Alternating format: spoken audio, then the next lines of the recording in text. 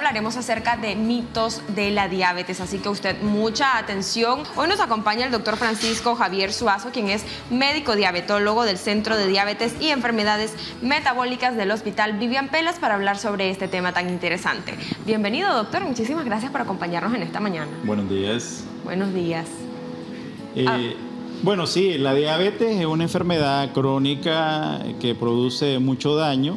El 14 de noviembre se celebra el Día Mundial de la Diabetes y como celebración pues es importante dar a conocer la enfermedad, además de que esta enfermedad tiene muchos mitos al momento de prescribir algún tratamiento, al momento de dar una recomendación, y esos mitos están afectando a nuestra población, a nuestros pacientes diabéticos, porque muchas veces no se apegan al medicamento por esos mitos que ellos tienen o que creen que es algo real. Entre los mitos, doctor, que usted ha podido escuchar a lo largo de su carrera, ¿cuál es uno de los más comunes o de los principales que usted puede identificar? Bueno, sí, por lo general, los pacientes diabéticos, el tipo 1, desde que comienza su enfermedad, el manejo tiene que ser con insulina. Los pacientes diabéticos tipo 2, cuando los detectamos a tiempo, muchas veces están con tratamientos tomados, pero al no tener un control adecuado a esos pacientes hay que ponerles insulina. Y muchas veces el vecino le dice, no te pongas insulina, que la insulina te va a dejar ciego. No te pongas insulina, que te vas a ser adicto a eso. Y después que te la quieran quitar o suspender, no vas a poder porque ya te hiciste adicto a eso. Entonces, ¿es o no real que la insulina deja ciego? Porque yo he escuchado también a un par de pacientes diabéticos decir, no, yo no quiero inyectarme insulina porque voy a perder la vista. ¿Es esto cierto, doctor? Lo importante es que si conocemos la manera cómo funciona esta enfermedad, nos podemos dar cuenta que el no tener un control adecuado de la diabetes, eso te va a afectar la visión, te va a afectar tus ojos. Como consecuencia va a producir una complicación que se llama retinopatía diabética. La retinopatía diabética consiste en que tus vasitos se van quemando, se van obstruyendo. Pero, ¿qué sucede? Muchas veces el paciente llega tarde a la consulta o muchas veces existe algo que el paciente desde que llega a la consulta, lo primero que le dice al doctor, indíqueme cualquier cosa, pero no me indique insulina, que yo no me voy a poner insulina porque yo no quiero quedar ciego. El problema con la diabetes es que si al paciente lo detectamos tempranamente, si al paciente lo mantenemos dentro de determinadas metas, entonces ese paciente vamos a evitar esas complicaciones. Al paciente que ya le pusimos insulina, ya fallamos con el tratamiento tomado o el paciente estaba mal controlado, que los medicamentos tomados no me lo van a controlar. Hay que recordar que el páncreas, hay una parte de él que es el que produce la insulina y la mayoría de los pacientes diabéticos tipo 2 pueden tener dos fenómenos. ¿Qué puede ser? Que el páncreas ya no me está produciendo insulina o que el páncreas está produciendo mucha insulina, pero esa insulina no la puedo utilizar adecuadamente. Entonces, lo que administramos, lo que aplicamos de insulina no es otra cosa que lo que el páncreas dejó de producir. Algo también que se escucha muy frecuentemente es la medicina alternativa cura la diabetes y vemos muchísima gente con diabetes buscando otro tipo de medicina alternativa que no tenga nada que ver con la insulina. ¿Es verdad, doctor, que la alternativa cura la diabetes? Últimamente, pues en los últimos años han habido mucho avance en lo que es la fisiopatología, cómo funciona esta enfermedad. Y se ha visto que la única manera de poder controlar la diabetes es conociendo esa fisiopatología, viendo cómo es que funciona. El problema es que hoy con las redes sociales te ponen algo que te dice, tengo la cura contra la diabetes, tengo una vacuna, tengo esta planta. Cuando las personas comienzan a tomar eso, muchas veces abandonan el tratamiento que tenían anteriormente, pero el gran error es que no se controla, no se miden. Hablamos al inicio que en el paciente diabético tenemos que tener metas. Ya, si por ejemplo mis niveles de glucosa en ayuna tienen que estar entre 80 a 120 o después de las comidas yo la puedo tener 2 horas después 140 o menos, entonces si yo estoy tomando X medicamento, lo ideal es que yo me controle. Y la mayoría de los pacientes cuando le indicamos eso andan mal controlados o por ejemplo abandonaron el tratamiento que se le había indicado y aparecen a los 6 meses, a los 2 años años con retinopatía diabética, con insuficiencia renal, con una úlcera a nivel de los pies, que eso va a producir un pie diabético y muchas veces lamentablemente va a terminar en amputación.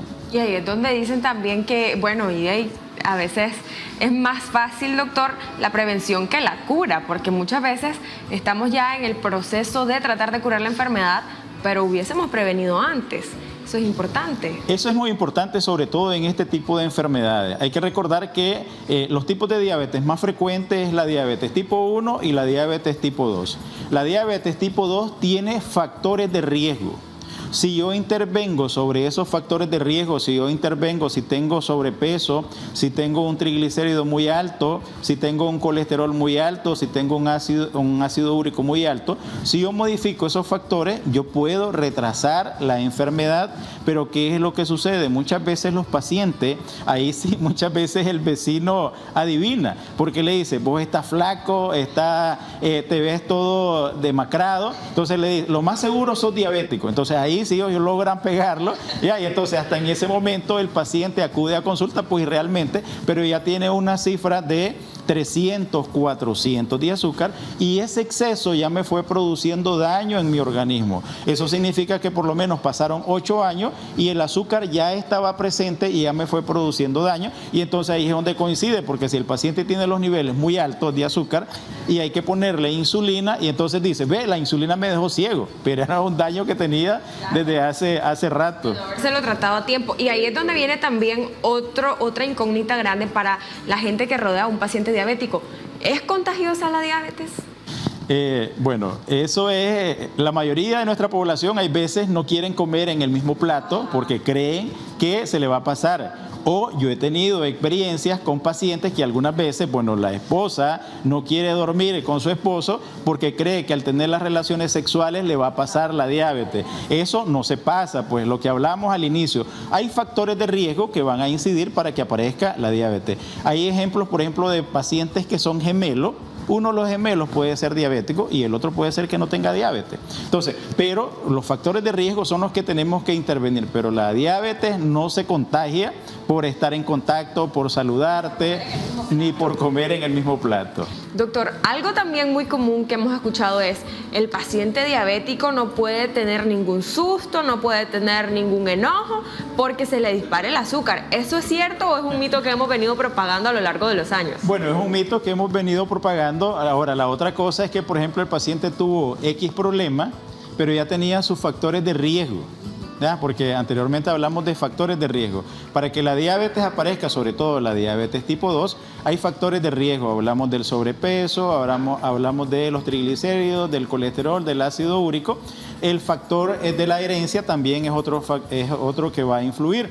Entonces, las personas por el susto no te va a aparecer la diabetes si no estaban los factores predisponentes, ¿ya? Pero si yo, por ejemplo, no tengo mis triglicéridos, mi colesterol, mis niveles de azúcar han estado normales, entonces eso no me va a hacer para que me aparezca la diabetes por un susto. Hay que recordar que cuando estamos estresados se libera lo que es la adrenalina, el cortisol, entonces eso me va a hacer que me produzca mayor cantidad de glucosa. Aunque yo no coma, pero esas dos hormonas me van a producir mayor cantidad de glucosa, y si mi páncreas está produciendo poca insulina, entonces va a hacer que mis niveles de azúcar se eleven. Algunas veces coincide de que hubo la muerte de algún familiar y como consecuencia apareció la diabetes. Entonces casi siempre los pacientes dicen, bueno, después que falleció mi mamá, mi papá, un hijo, me apareció la diabetes. Pero era que ya había un factor de riesgo. No es que esa acción o esa situación les desencadenó la diabetes, ¿no? No, o sea, no, eso no va a influir, sino que hubieron sus factores de riesgo, porque imagínense que si eso fuera lo que apareciera la diabetes, de por sí, pues tenemos casi 400 millones de pacientes diabéticos, entonces, pues, si todo el mundo por un susto apareciera la diabetes, vamos a estar terribles. Oiga, doctor, en ese sentido también he escuchado algo muy común, y es que los pacientes diabéticos, cuando se les altera el azúcar, andan muy enojados. ¿Es esto cierto o es algo meramente ya de la persona. Bueno, sí, o sea, muchas veces es de carácter, pues, porque el enojarse, hay veces a la persona que es diabético le dicen, o sea, es enojado porque es azucarado. Ajá. Ya, se maneja ese término. Como es azucarado, vive solamente enojado. Nada tiene que ver con eso. O sea, los niveles de azúcar, el paciente que es diabético, hay pacientes diabéticos que son tranquilitos, pues no son enojados, pero el problema es que se van asociando a otros factores. El paciente que es diabético, por lo general, vive con depresión.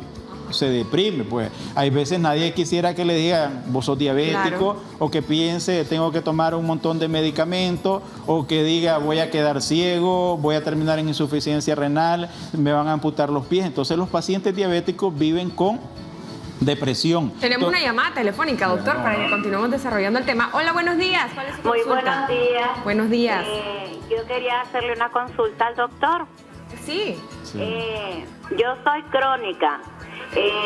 Padezco de la presión y soy diabética. Y el domingo me hice una quemada con el mofle de una moto. Yo deseara saber qué me puede decir el doctor, qué me puedo echar. Bueno, lo recomendable es que, o sea, tiene que revisar sus niveles de azúcar, tiene que acudir que lo valore un médico, ya su médico de cabecera o donde usted va, porque las quemaduras en los pacientes diabéticos pueden ser de difícil tratamiento en comparación a alguien que no tiene diabetes, más si es que padece de enfermedades crónicas, hipertensa, tiene diabetes. Entonces lo importante es que acuda para que le revisen, evalúen cómo está la lesión y puedan indicarle tratamiento, ya. Pero ahí lo más importante es que acuda lo más pronto posible a su médico de cabecera o a una unidad de salud. Que no se automedique, doctor, porque en Nicaragua eso es bastante común, ¿no? Ese es parte también de los mitos, porque muchas veces el vecino te dice, tomate tal cosa, ajá, y muchas veces va a complicar más el problema. Entonces la paciente que nos llamó, muchas gracias por esa consulta y ahí está escuchando las recomendaciones del médico. Si usted en casita tiene otra pregunta, todavía está a tiempo antes de que finalicemos esta edición de Salud para Todos. Bueno, doctor, algo también muy común que se escucha es, ¿el paciente diabético puede o no puede comer, digamos, tales o cuales comidas? En realidad, ¿cuáles son las comidas que puede y cuáles son las que no puede comer? Bueno, todo, o sea, tanto el paciente diabético como el que no es diabético, actualmente los términos que manejamos lo que dice es una alimentación saludable. Cuando hablamos de alimentación saludable tiene que ver con carbohidratos, con proteínas y con grasa. Entonces, los pacientes diabéticos también pueden comer carbohidratos. Hay que recordar que el principal aporte de energía son los carbohidratos y nosotros necesitamos energía. Muchas veces los niños cuando van a clase que no desayunaron, anduvieron jugando, se desmayaron porque se les bajó el azúcar, porque no tenían calorías, no tenían energía. Entonces, el paciente diabético puede consumir carbohidratos, pero todo con medida. O sea, aquí no podemos abusar de muchos alimentos porque nos va a producir daño, pero sí lo que no es recomendable es que nuestros pacientes consuman bebidas azucaradas, ya, porque eso me van a producir mayor daño, pero lo que es el arroz, los frijolitos, todo es que sea en pequeñas porciones, no me va a producir tanto daño en comparación si como gran cantidad. Oiga, doctor, ¿y qué tan cierto es que el consumo de la naranja afecta al paciente que tiene diabetes? Bueno, hay que recordar, todos los que son cítricos, ajá, o por ejemplo la zanahoria, la remolacha, todo eso me van a producir azúcar. Pero en comparación a la naranja, es un componente que me va a elevar más los niveles de azúcar. Entonces, por lo general, no se recomienda consumirla en exceso, ya, o en cantidades muy grandes porque me va a tener elevados los niveles de azúcar. Claro, si mi paciente diabético está bien controladito, tiene unos niveles de azúcar aceptables, pues de vez en cuando puede tomarlo, pero en pequeñas porciones. Ok, excelente esas recomendaciones que nos está brindando, doctor, y sobre todo también porque estamos aprendiendo y desaprendiendo algunos conceptos y cosas que hemos escuchado a lo largo de los años. Otra cosa importante, la diabetes tipo 2 no es tan peligrosa como la diabetes tipo 1.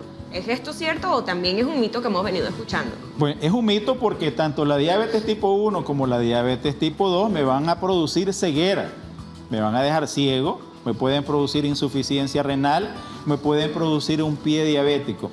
¿Qué es lo que sucede? Muchas veces el paciente diabético tipo 2 en un momento inicia con tratamiento tomado, ¿ya? Y entonces hay muchos pacientes que se apegan a una disciplina y no pasan de ahí, siempre siguen con su mismo medicamento, ese paciente va a tener menos complicaciones. con aquel paciente que no se portó bien o que hicimos el diagnóstico muy tardíamente, a ese paciente le va a ir mal, va a terminar utilizando insulina, va a estar igualito que un paciente diabético tipo 1 que utiliza insulina y como consecuencia las complicaciones o la gravedad son igualitas la 1 como la 2. Excelente, doctora. Y ya para finalizar, recomendaciones para los pacientes que nos están viendo en casita, que están padeciendo de diabetes, pero también para los familiares que tienen alguna persona en su hogar con diabetes. Lo importante es que el paciente, hacer el diagnóstico tempranamente. Cuando hablamos del diagnóstico tempranamente, saber realmente hace 6 meses cómo estaba mi nivel de glucosa, cómo tenía mi colesterol, cómo tenía mi triglicérido, si tengo un peso adecuado. Porque muchas veces, por ejemplo, los pacientes nunca se han chequeado, nunca se han tomado un nivel de glucosa y uno le pregunta, ¿cuándo te hiciste tu último azúcar? No sé, nunca me lo realicé. O hace 3 años me dijeron que lo tenía en 200, pero como yo no creía, me sentía bien, no tomé el tratamiento, no acudí y por eso es que los pacientes diabéticos, sobre todo los tipo 2, se nos complica porque el paciente no quiere aceptar que tiene la enfermedad. Doctor, ha sido un placer poder compartir con usted en esta mañana. Esperamos tenerlo acá en otra ocasión.